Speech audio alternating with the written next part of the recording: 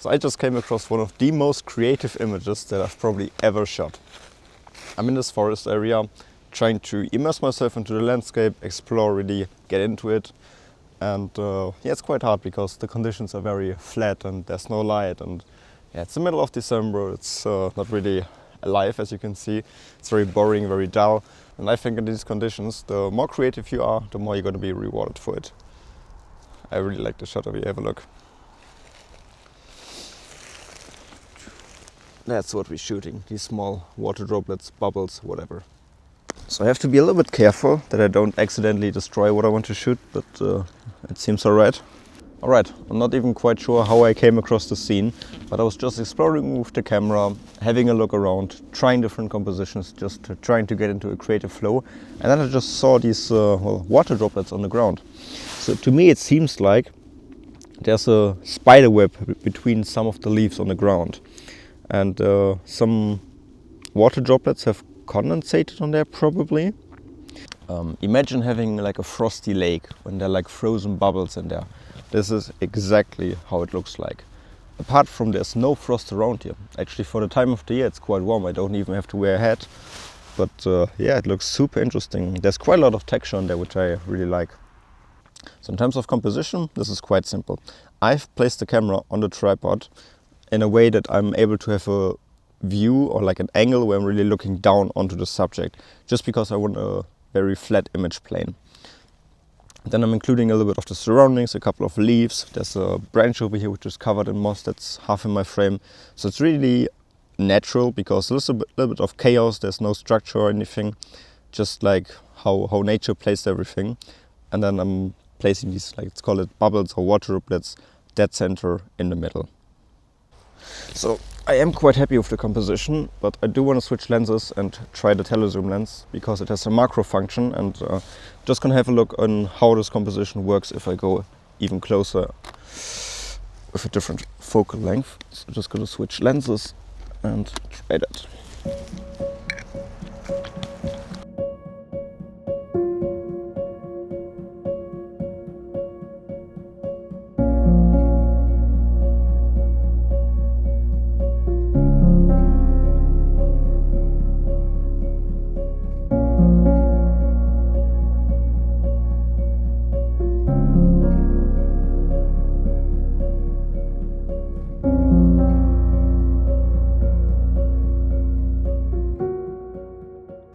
So it's actually quite fun to capture these small creative images that you really have to immerse yourself into the landscape to find them. So let's have a look what else we can find. As I've mentioned in the beginning of the video, it can be quite difficult to find images, especially like during this time of the year when it's mostly lifeless. But it's still possible. And the more creative you can be, the better of a time you're gonna have, and the more successful you're gonna be with your images. Yeah, so it's still worth going out and trying and working on your creativity.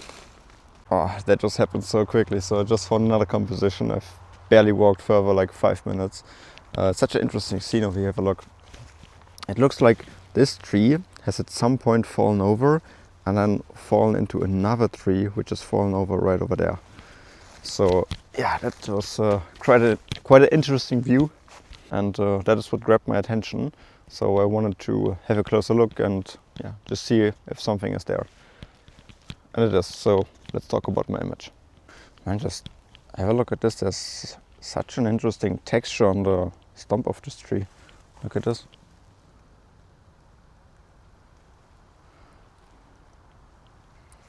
It might just be another shot, maybe.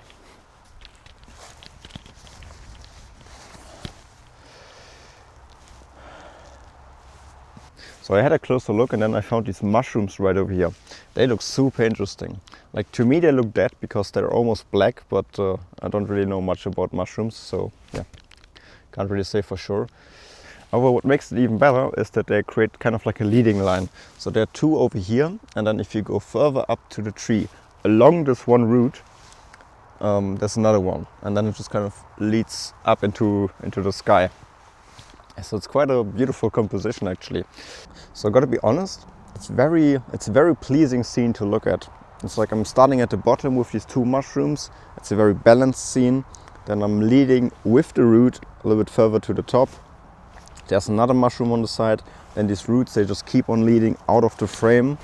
And then there's like a background of all these trees over here in the forest. And it's evenly lit up. It's a very beautiful scene. By the way, this is a fake setup. I've shot this as a vertical one and also handheld, just because my tripod doesn't go quite as high as I need it to be. They're like a couple of centimeters missing.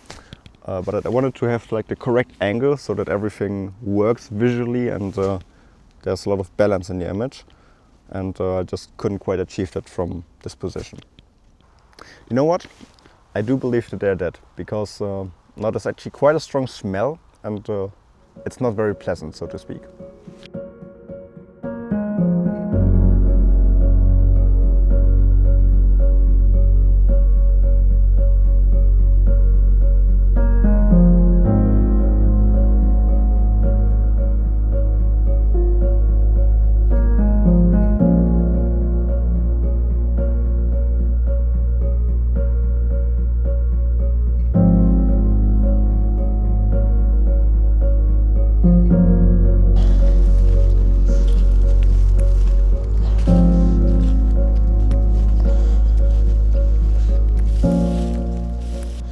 Gotta have like 20 little fawns in my trousers now. Have a look. What a beautiful open area over here.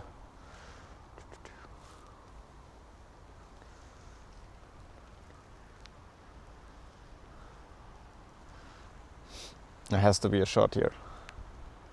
If you do like the look of my images, I have Moody woodland presets. It's a top link in the description. It's a pack of 8 presets, and all of them are specifically designed to give you moody, dramatic and atmospheric looking woodland images. And also there are like 5 local adjustment presets, so you can really fine-tune your images to your liking. If that sounds interesting to you, check it out. Or if you're just interested in learning more about landscape photography, I have a course available where I teach you everything that you need to know. Being out in the field, the settings of your camera, how to post-process your images. It's very beginner friendly, about 7 hours of material. It's also in the description. Oh, this area over here is so beautiful, and there's so much interest, so much that is grabbing my attention, but still nothing yet that is really sticking out to me for an image. It really starts like it's gonna start raining any second, so just gonna grab this image and then we're out of here. So I'm shooting a constellation of trees over here. The interest comes from that there are so many different trees.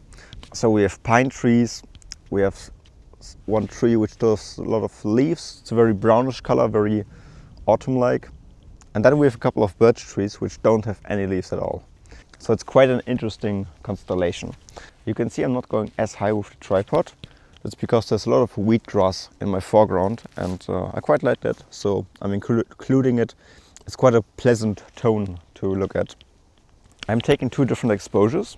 The first one is going to be for the foreground and the trees, and then the second one is quite a lot darker, so I get all of the details in the sky, and then I'm most likely going to blend them, because there's a good amount of drama and like mood in the sky, and I want to preserve these details and then include them into my frame. I think it's going to make the overall image more dramatic and more appealing. So the wind is starting to pick up and I get more and more raindrops on me, so I think I'm very, very good with the timing. It's really starting right now. So thank you so much for watching the video. Check out the presets and the course. Like, share, subscribe. If you want to see more of my videos, I have an on-location playlist in the description. Thank you for the support, and see you in the next one. I hope you enjoyed this one.